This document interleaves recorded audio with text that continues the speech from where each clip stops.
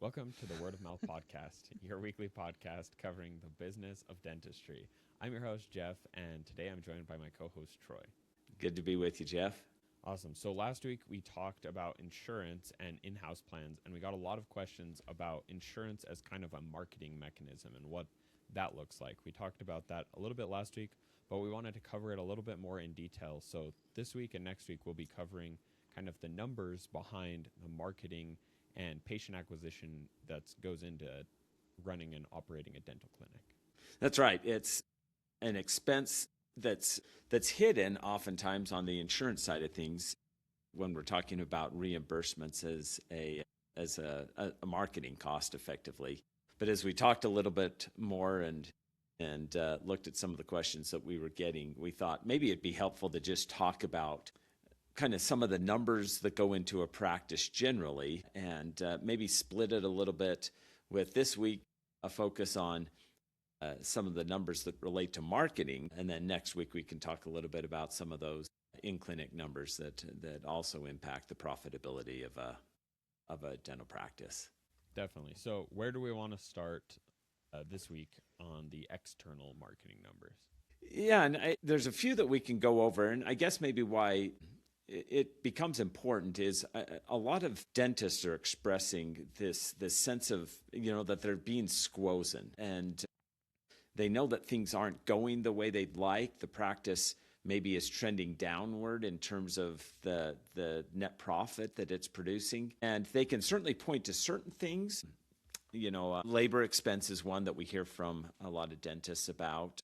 Is really creating some issues. But there are some numbers that, as we've talked with them, that they're maybe not as aware of how big an impact they have on their practice as it really does. So in terms of marketing, why don't we maybe start with what we're talking about in terms of the insurance as a marketing expense, and then we can tie in some other things from there. Jeff, how does that sound? Great. So when it comes to insurance, the biggest thing to look at from a marketing expense that's one of those kind of hidden numbers is your cost of patient acquisition. And for insurance, that's not as apparent as it might be if you're running ads, for example. Because with insurance, your cost of patient acquisition, or CAC is the common marketing term, customer acquisition cost, is tied to what the reimbursement you're receiving is. So you bill out to insurance X dollars, you receive back X dollars. That delta is the CAC for any insurance patient. Yeah, so the write-off, that delta that you're talking about, that write-off becomes effectively the cost. Now, some dentists that we've talked with have viewed insurance as kind of an organic marketing, meaning they're not actually paying for it. And some have even suggested, hey, this is fantastic. We don't have to pay anything to get these patients. They look at who's on the panel, who's on the insurance provider's panel, and they just give us a call and show up, and it's fantastic. When we dig into the numbers a little bit and show them, okay, here's what those write-offs look like for you each month or each year. What is that paying for? Like, what are you getting out of that write-off, that delta? And it may not be obvious at first, but becomes very obvious when posed with that question. What they're getting is somebody else providing them those patients. And so, however you want to couch it, that really is just the marketing expense associated with those patients. Now you start digging in and saying, okay, what does that look like over the course of a year?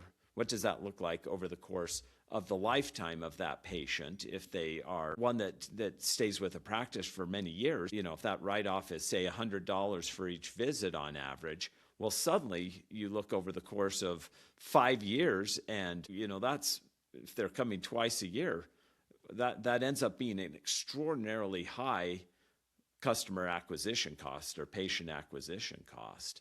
And so, the goal in terms of looking at the numbers is just making sure that you're getting the full tapestry of what your practice performance is and what the expenses are related to that performance, so that ultimately the goal is to optimize around those numbers.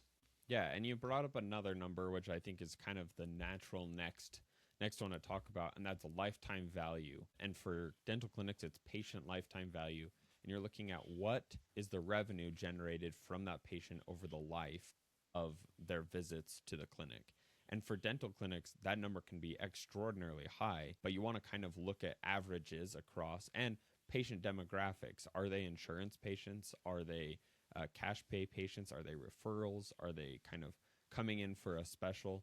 Depending on how they enter your clinic, the lifetime value can fluctuate really quite a bit just because of the large numbers and the length of time that the patients come into practice. But before I leave it to you, I just want to say that lifetime value is best viewed as a ratio to the customer acquisition cost. So you oftentimes will see a CAC LTV ratio or LTV CAC ratio where you're comparing how much money is that patient bringing in versus what are they costing me. And again, long times, but insurance patients, the CAC continues to go up because every visit has that write-off, but their lifetime value also goes up. So you just want to make sure that that ratio is in line with what is effective for your practice. For sure, and you kind of hit on a really important part as you're comparing those or as you're analyzing those. You want to be segmenting your patients, at least as you're putting together a marketing strategy. You want to be segmenting your patients based on the anticipated lifetime value. And what I mean by that is that there's going to be certain channels and or certain patient profiles, demographics, socioeconomic, whatever it might be, that have, from a probability standpoint, have a higher foreseeable lifetime value. And for those patients, you can justify a higher CAC.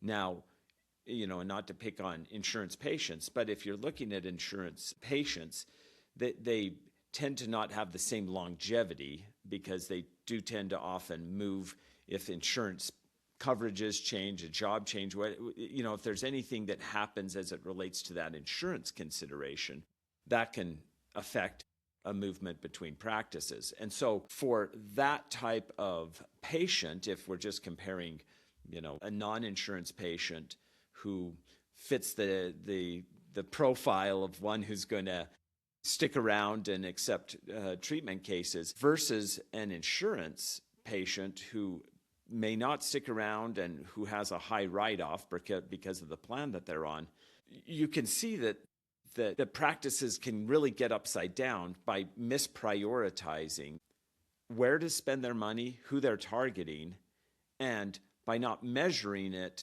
by those segments to see what is really effective in terms of dropping to bottom line and what is putting people in the seats, but doing so in a way that leads to very little dropping to the bottom line of the practice.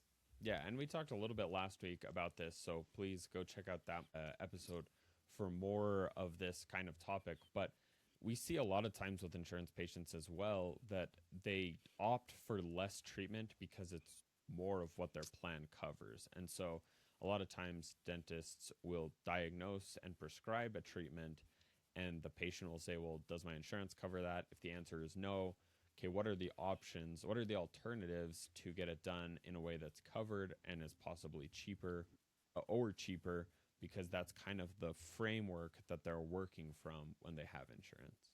Yeah, and another important element, I will say, average lifetime value, some people might be looking at that and thinking, well, that sounds great, but how do I really know? And there's some truth to that. That is not the full picture. Another really important consideration is, the patient acquisition cost relative to actual cash collected at appointment one or over the course of the anticipated year, so annual patient value. And sometimes tightening up those windows also can provide some interesting insights into practice marketing priorities. Just a quick example of a general dentist that offers orthodontics that we're working with.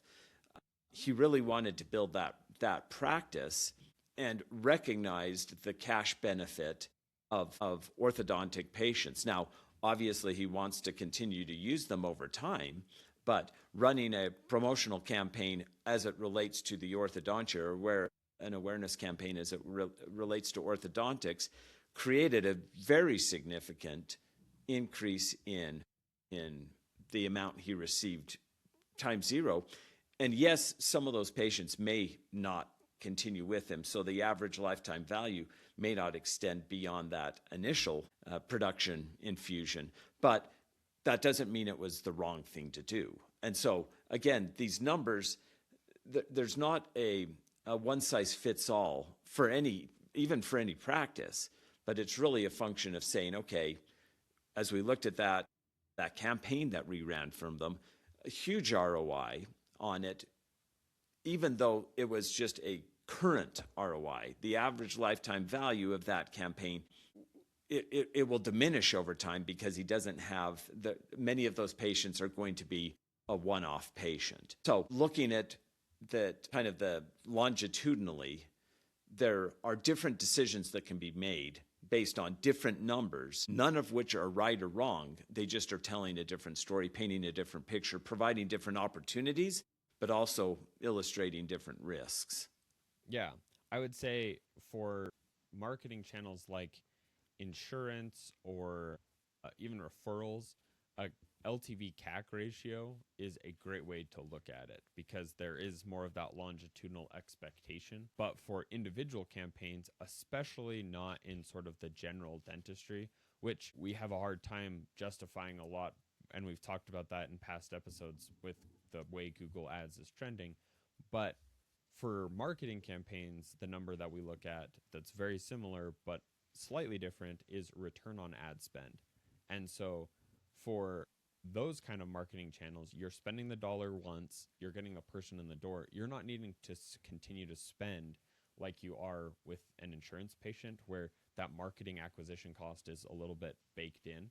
And you may get insurance patients from your ad dollars, and that's certainly a consideration.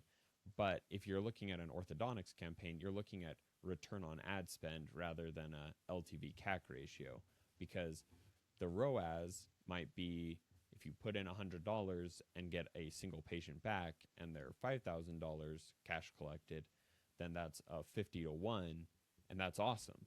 And whether or not they have longitudinal lifetime value, a 50 to 1 ROI or ROAS is an unbelievable result. And so looking at that number for your marketing campaigns, whether it's implants, all on X, orthodontics, sedation, sleep, whatever you're trying to market out to get new patients in that higher value, that higher cash collected bracket, that's the number you're looking at is return on ad spend. Yeah. And ROAS, we're sometimes asked, well, what's the difference between ROAS and ROI? And as it relates to your ad spend, there isn't. It's just tying specifically to the amount spent on the ads. So the math is the same when we're looking at ad spend to cash collected.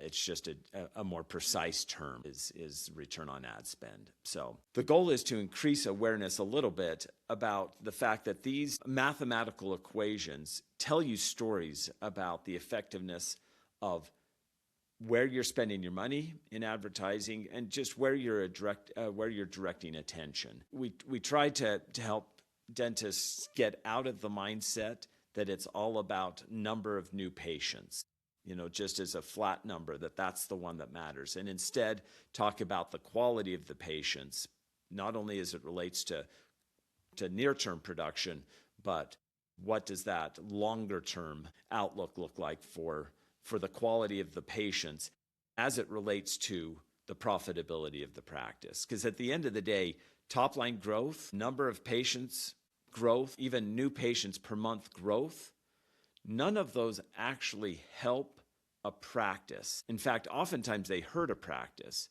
but they don't help a practice unless they are producing growth to the net profit, the bottom line of the practice. And so we oftentimes see a dentist making what ultimately is a bad business decision, chasing some of those top line numbers instead of really looking digging into some of these other marketing numbers, and again, we'll talk next week about some of those in-clinic numbers, but instead of diving into some of these marketing numbers and really evaluating what is the impact on the profitability of the practice. Because profitability, obviously, is what you get to take home as a practice owner, but it's also what drives the value of the practice if you're looking to, to position for an exit at some point. So it's what, at the end of the day, it's the number that matters most.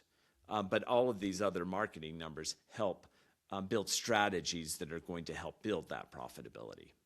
Yeah, I would say the number one problem we hear dentists express is I just need more patients. And if that is your problem, we have a very easy solution. Just offer your services for free. That will get you a near infinite supply of patients. And so if that's obviously not the way you want to operate your clinic, then your problem isn't necessarily patients. And then typically the jump is to, well, I need more revenue. And at that point, you say, well, operate 24 hours a day, 7 days a week, focus on emergency. There's plenty of money in that. And there aren't a lot of clinics that are open in the middle of the night. But that's also not what dentists want to do. And that's okay. We don't expect that. But that drives us down to the real crux of the issue. And it's something that we've talked a lot about on the podcast. But dentist salaries over the last 10 years are the only job, the only profession that has gone in healthcare that's gone down in salary, dollar for dollar. They made X 10 years ago. I think it's 16% less they're making dollar for dollar compared to 10 years ago. And what dentists really want isn't more patients or more dollars in their clinic. It's they want to take home the kind of money that allows them the lifestyle that they want. They don't want to have to work 7 days a week. They want to work the schedule that they want and be able to have the lifestyle that they want. And in order to get that, it isn't just increase top line dollars or just increase number of patients, because all of those come with associated costs, whether it's insurance, whether it's personnel, whether it's marketing, whether it's just administration and cost of goods sold, kind of the cost of supplies. And so what dentists need to understand with all of these numbers is that the ones that are important are the ones that lead to the solution to their problem, which is the lifestyle and the salary that they want to take home. Yeah, no, that's exactly right. It's take-home pay if you own a practice. I mean, it's not technically a salary, but what is available for you to take home, aligned with the lifestyle you want, that's the goal. And so, to your point, Jeff, we see a lot of decisions that are being made to try to drive a number that isn't actually the number that they really want to see grow. And it creates a lot of dissatisfaction, a lot of frustration, and challenges that practices bump into that were avoidable if they were just clear on the numbers and clear on what number really matters to them. So hopefully this has been helpful. We hope that this has been helpful in terms of talking about marketing numbers. We are, of course, available to answer any questions.